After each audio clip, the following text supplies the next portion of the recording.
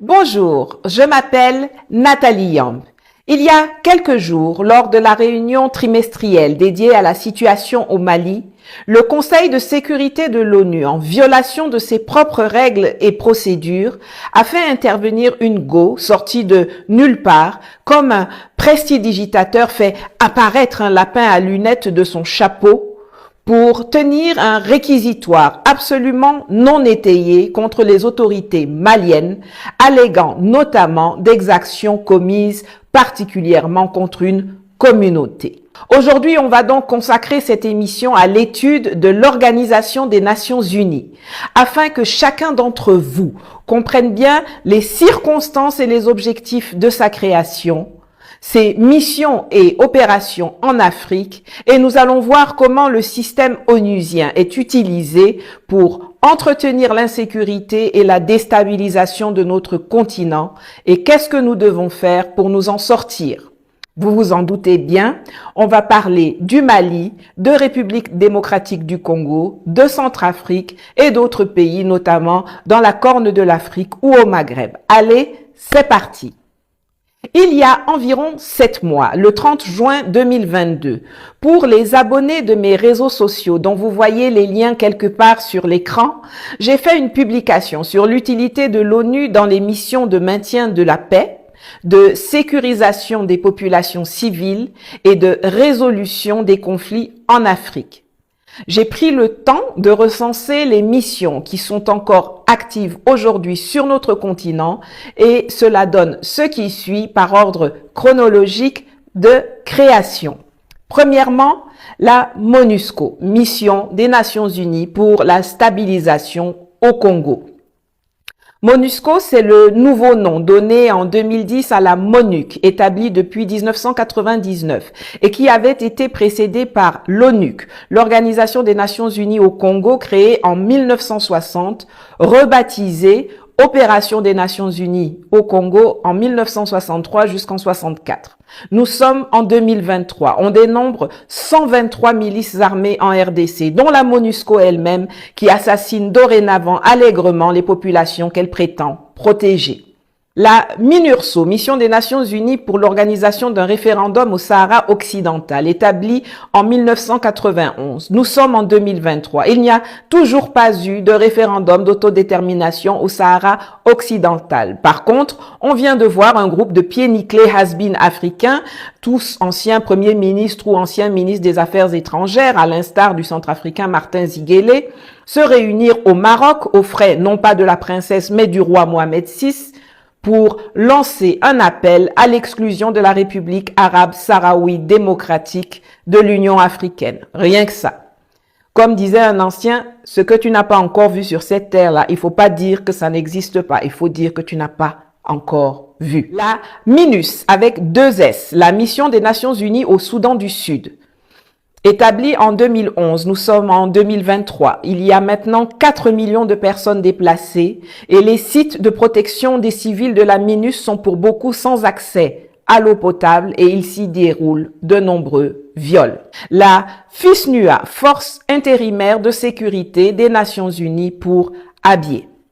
Établie également en 2011, nous sommes en 2023. La zone n'est toujours pas démilitarisée et le Soudan et le Sud-Soudan continuent de s'affronter pour le contrôle d'Abyei, riche en pétrole. Quelle surprise! La MINUSMA, Mission multidimensionnelle intégrée des Nations Unies pour la stabilisation au Mali. Établie en 2013, nous sommes en 2023. Depuis 10 ans, le Mali n'est toujours pas stabilisé, a perdu une grande partie de son territoire aux mains de terroristes et compte ses morts par milliers. Enfin, la MINUSCA, Mission multidimensionnelle intégrée des Nations Unies pour la stabilisation en Centrafrique. Établie en 2014, nous sommes en 2023. Ce sont les forces armées centrafricaines et leurs alliés qui s'attellent à protéger les civils, pendant que les casques bleus sont occupés à violer des femmes et des enfants, à tuer des civils comme le jeune Suleiman Hadji et son père Bala Hadji en 2015, et que la MINUSCA couvre ceux qui cherchent à assassiner le président de la République. En effet, le 21 février 2022, 4 Français en armes et en tenue militaire ont été interpellés par les forces de défense centrafricaines sur le parking de l'aéroport de Bangui, alors que l'avion transportant le président centrafricain était en phase d'atterrissage. Après leur arrestation et le lancement d'une enquête par le procureur de la République, on a vu l'état-major français et surtout la MINUSCA s'agiter pour tenter de justifier la présence de ces individus dont les intentions étaient clairement d'éliminer le président Touadéra. Les missions onusiennes prétendent toujours avoir pour objectif de stabiliser la situation dans les pays où elles opèrent. Sauf que, lorsqu'elles s'y déploient, la situation est totalement mélangée. C'est d'ailleurs le mélangement là qui justifie leur arrivée. Donc, quand elles viennent, elles ont pour mission de stabiliser le désordre existant, c'est-à-dire de le maintenir en l'état et de faire en sorte qu'il ne bouge pas, qu'il ne soit pas évacué, qu'il ne régresse pas et que rien ne change, ou alors seulement pour empirer. Et c'est comme ça que vous les voyez entretenir les conflits, l'insécurité, l'animosité, la division, la précarité. Car cette situation justifie leur présence et donc leur existence, leur gros salaire, leur belle voiture, les voyages en business et en première classe, les frais de mission, les enfants dans les écoles internationales à 15 000 $ l'année, le statut et l'immunité diplomatique, les ventes et achats d'armes, les juteux contrats de sous-traitance passés avec de grosses boîtes internationales qui se nourrissent goulûment de la guerre et de la mort en Afrique. Ce sont des parasites nuisibles. C'est toujours dans le sillage des missions onusiennes que des opérations de déstabilisation de pays africains sont menées, soit directement, soit indirectement.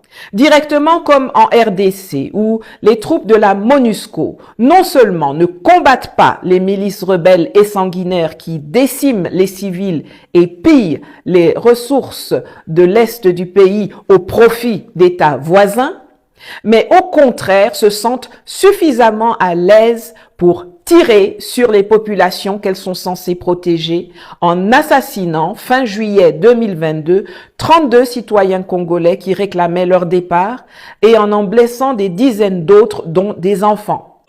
À Butembo, en RDC, une foule s'était rassemblée vendredi autour des cercueils des victimes tuées lors des manifestations contre l'inefficacité de la MONUSCO en début de semaine. Au moins 10 civils y ont perdu la vie, ainsi que 3 casques bleus. Je suis congolais. Je pleure pour mes frères qui sont tués à Rutshuru, à Kimbumba, à Kiwanja. Vous verrez que c'est la MONUSCO qui commence à amener des bandits ici chez nous au Congo. Ça, c'est ce qui s'est passé hier. Mais la déstabilisation du Congo via l'ONU remonte aux années 60. Ce sont des choses que l'on ne nous apprend pas à l'école. Nous allons donc faire un petit retour en arrière pour combler certaines lacunes. Comment l'ONU arrive au Congo en 1960? Eh bien, tout simplement suite à des exactions commises, encore une fois, par l'armée coloniale belge. En effet, quelques jours après l'indépendance tchatcha du Congo, la Belgique, qui l'avait encore en travers de la gorge, mène, sous de prétextes fallacieux, une intervention militaire dans le pays.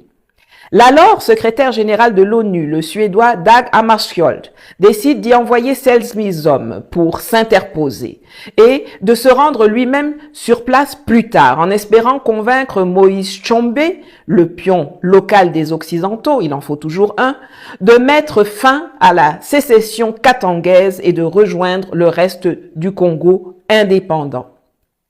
En poste depuis 1953, Dag Hammarskjöld, Monsieur H, comme l'appelaient ceux qui n'arrivaient pas à prononcer son nom, n'était pas en odeur de sainteté auprès des puissances membres permanentes du Conseil de sécurité.